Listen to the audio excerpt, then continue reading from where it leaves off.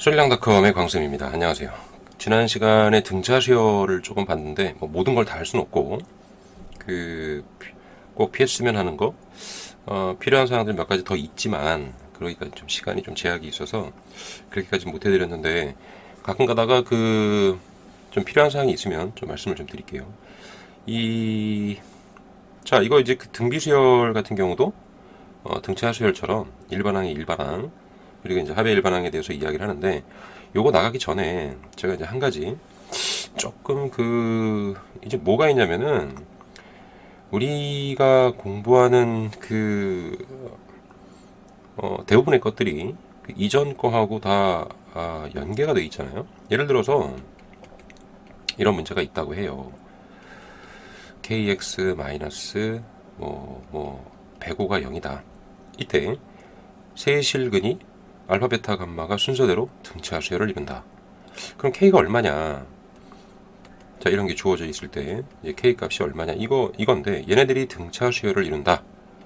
자, 이제 이런 거거든요. 자, 이게 등차 수열을 이룬다고 했을 때 우리가 이제 세 항이니까 주로 쓰는 게 뭐였죠? 이렇게 알파 또 A라고 그냥 해도 되겠죠? A-T, A 플러스 D. 자, 이런 관계죠. 자, 이때 이제 합이 3A가 되고 얘네들에 대해서 A-D 플러스 이게 이제 이 합을 했을 때 편하게 쓰려고 하는 거잖아요. 왜냐면 문자 하나가 소구가 돼버리니까 A 플러스 D를 해주면 이게 3A인데 이게 세 근의 합이니까 얼마가 되죠? 15가 되죠. 따라서 A가 5 아니냐 라고 해놓고 자, 그 다음이 문제인데 이걸 해놓고 K 값을 구하니까 이거는 이제 여러분이 알고 있는 3차 방정식의 근과 계수의 관계죠. bx의 제곱 플러스 cx 플러스 d가 0일 때 세근이 알파 베타 감마면 알파 플러스 베타 플러스 감마는 마이너스 a분의 b 알파 베타 베타 감마 감마 알파는 a분의 c 알파 베타 감마는 마이너스 a분의 d다. 자, 이건데 이거를 해놓고 이거를 쓰려고 한단 말이죠. 이거를 A를 구했으니까 그러면 5-D하고 5하고 5 플러스 D니까 너를 이용해서 그럼 K 값을 구할 수 있지 않냐. 거기다 이제 상수까지 이용하죠. 알파 베타 감마는 또 마이너스 A분의 D 값이니까 여기 이제 상수가 나와 있잖아요. 자, 이걸 이용해서 D를 구해서 문제를 풀어가려고 애쓰는데 다 필요 없죠. 그래서 이게 중학교 때부터 이어왔던 내용들이 중요한 거예요. 근해정이죠. 근해정이. 가만히 보세요. 이 A라고 하는 값을 구했는데 A가 근 아닌가요? 근? 그럼 당연히 근의 정의를 써야죠. 근의 정의가 뭐죠? 당연히 x에다 값을 대입하면 성립하지 않냐. 집어넣으세요. 그냥 여기다가 A5라고 하는 값을 집어넣어서 얼마죠? 125가 되고 마이너스 15 곱하기 5의 제곱이 되고 플러스 5k가 되고 마이너스 105가 되니까 이게 0 아니냐. 자, 이걸 가지고 푸는 거예요. 산수는 그냥 계산하시면 되니까. 자, 이렇게 해서 계산하면 되지. 값을 너무 여러 개를 이용해서 꼭 이 D를 찾아야 되냐. 되도록이면은 안 찾을 수 있으면 안 찾고 하는 게 훨씬 낫죠.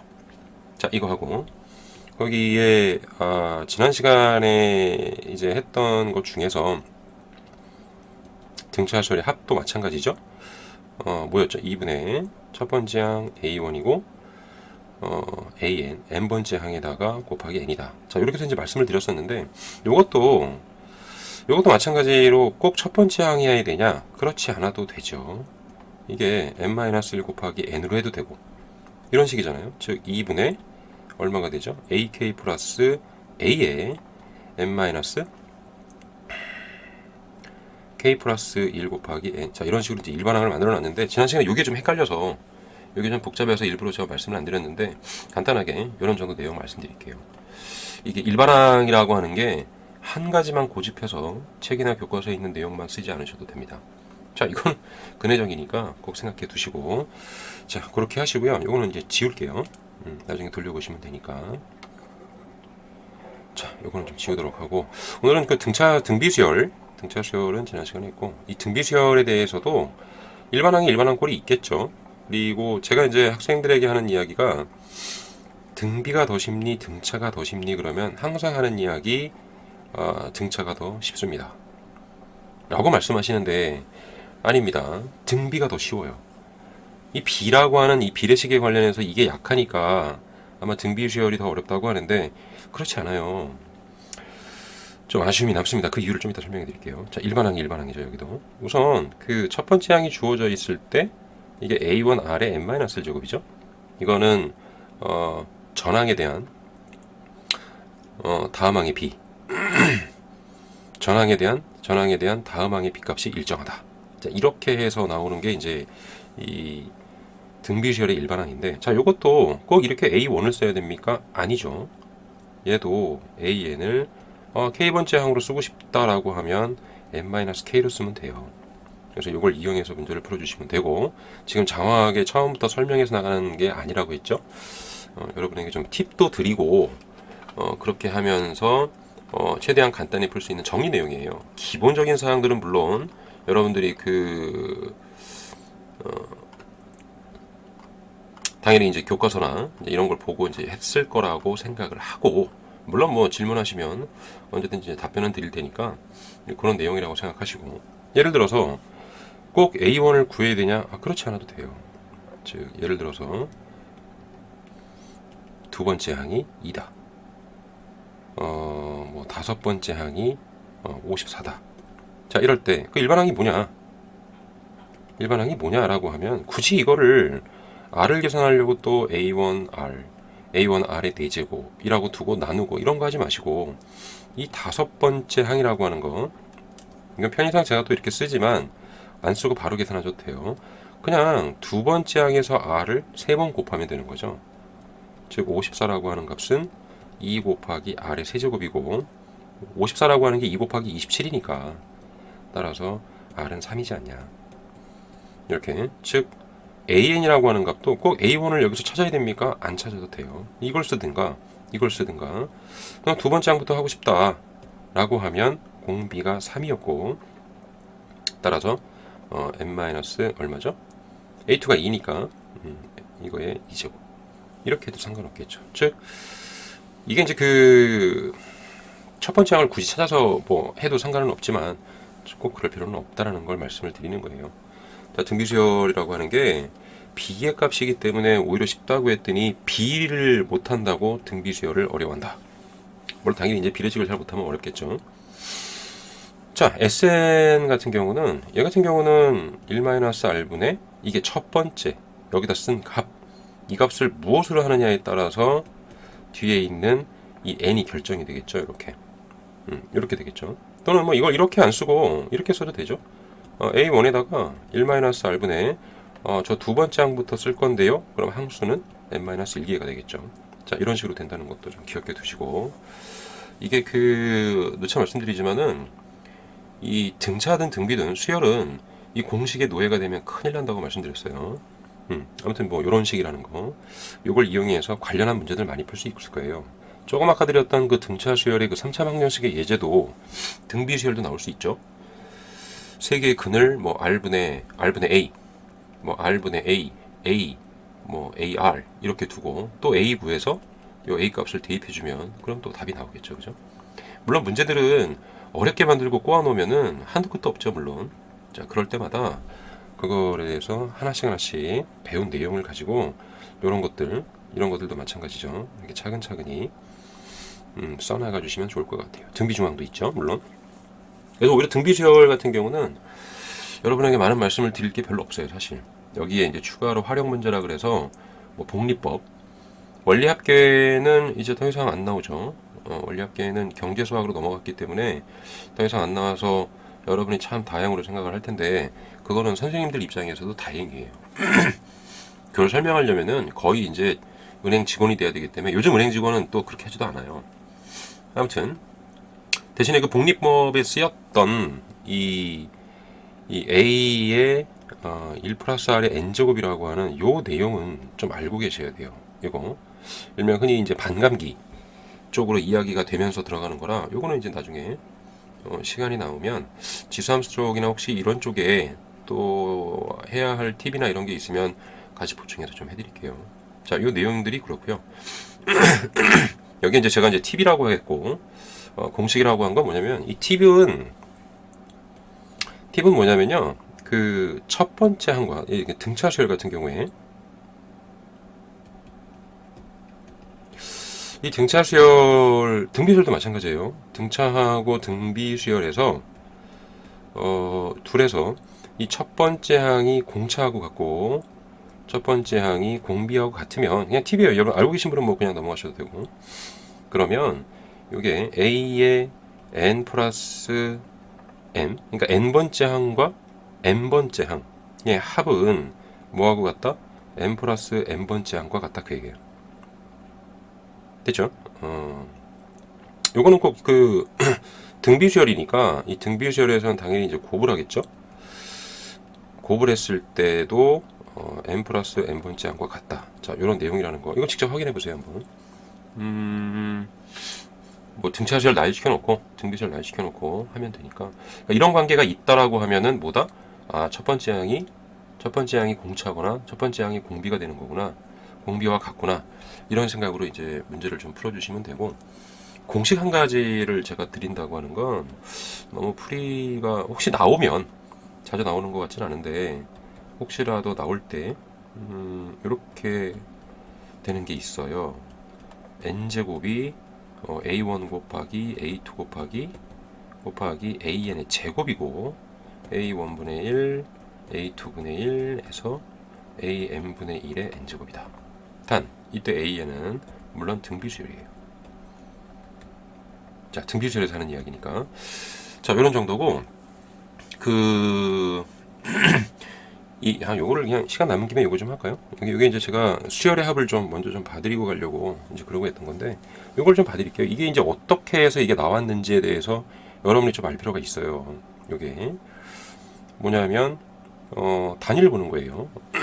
어떤 값이 주어져 있을 때, A라고 하는 값이 주어져 있을 때, 얘가 뭐 일정한 주기로 계속 줄어든다 또는 늘어난다, 이건데, 처음에 반감기라고 그랬으니까 줄어드는 걸로 할게요. 얘가 이게 10시간인지 10분인지 10년인지 연단위라든지 뭐든 간에 아무튼 얘가 10만큼 지나면 반으로 줄어들더라 라고 하면 2분의 1 A죠.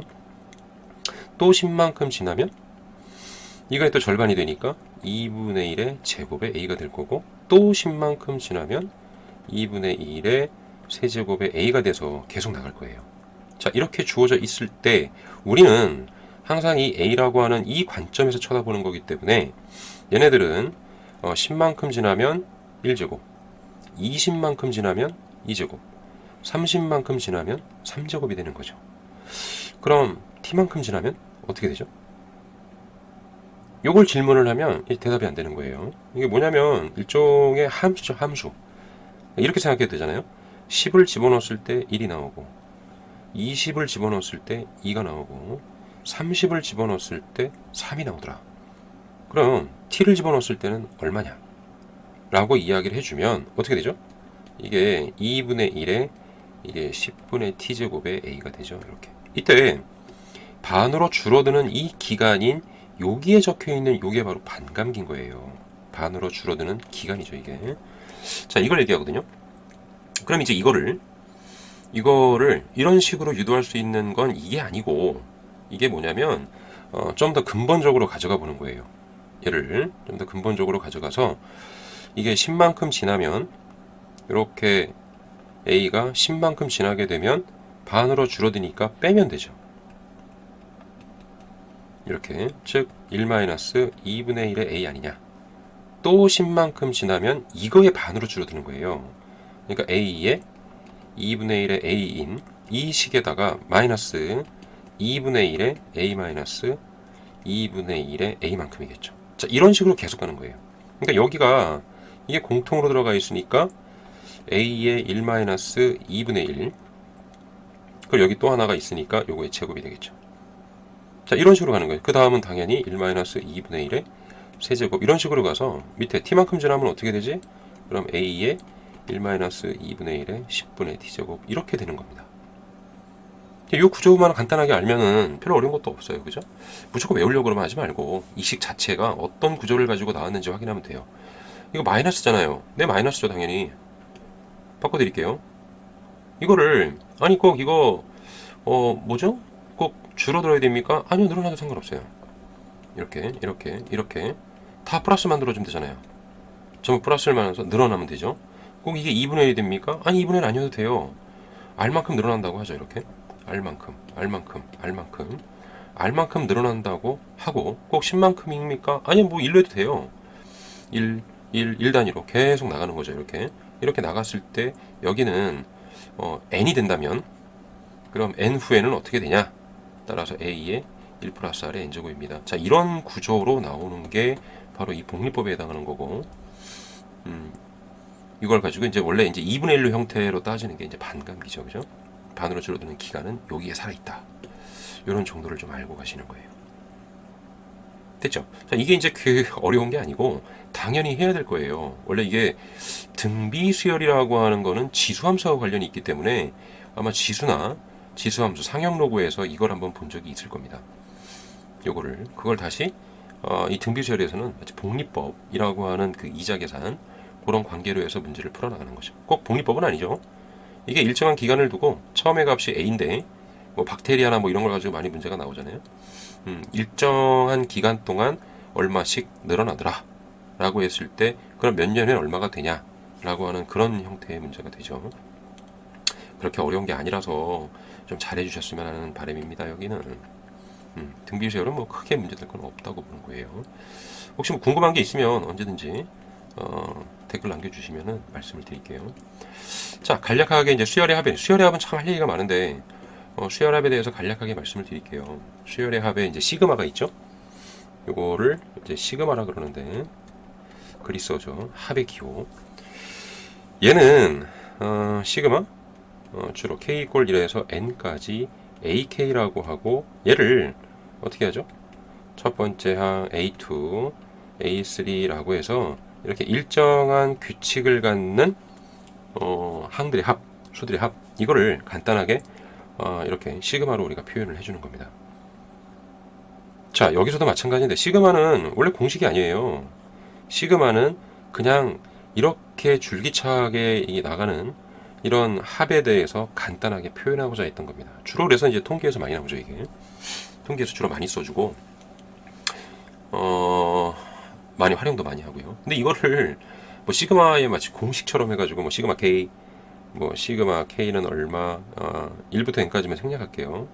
시그마 k 제곱이다, 시그마 k 세제곱이다, 뭐 이런 것들을 가지고 뭐 k 플러스 1이다, 뭐 이런 걸 하는데 이게 증명이라도 차라리 좀 해나가면서 하시든가, 그쵸? 요거 같은 경우가 얼마죠? 이게 2분의 n 플러스 1이다. 자, 이거는 당연히 이제 이걸 먼저 쓰지 말고 이거는 당연히 1 넣어주면 1, 2 넣어주면 2 값을 대입한 이후에 무조건 플러스가 나오는 거죠. 이렇게 플러스 n이지 않냐. 따라서 2분의 n 플러스 1. 자, 이런 거고 이거는 이제 구조를 보는 거예요. 지금 제곱이죠. 3의 제곱이죠. 이런 것들에 대해서 n제곱이니까 이게 6분의 n 플러스 1에 2n 플러스 1이다. 자, 이 시그마 k의 세제곱은 1의 세제곱, 2의 세제곱, 3의 세제곱이고, 자, 이런 식이고, n 세제곱은 2분의 n 플러스 1인데, 자, 이거의 제곱이 되죠. 자, 이때 이제 주의할 거는, 이게 있다고 해서 복잡할 거 없어요. 얘는 반드시 뭐죠? 이거 항상 6의 배수기 때문에, 이게 항상 6의 배수니까 약분이 가능해요. 항상 약분하게끔 되어 있고. 자, 그런 식이고, 요거는 2분의 n 플러스 1의 제곱이 되니까, 당연히 시그마 k를 요 속에다 쓱 집어넣을 수도 있겠죠.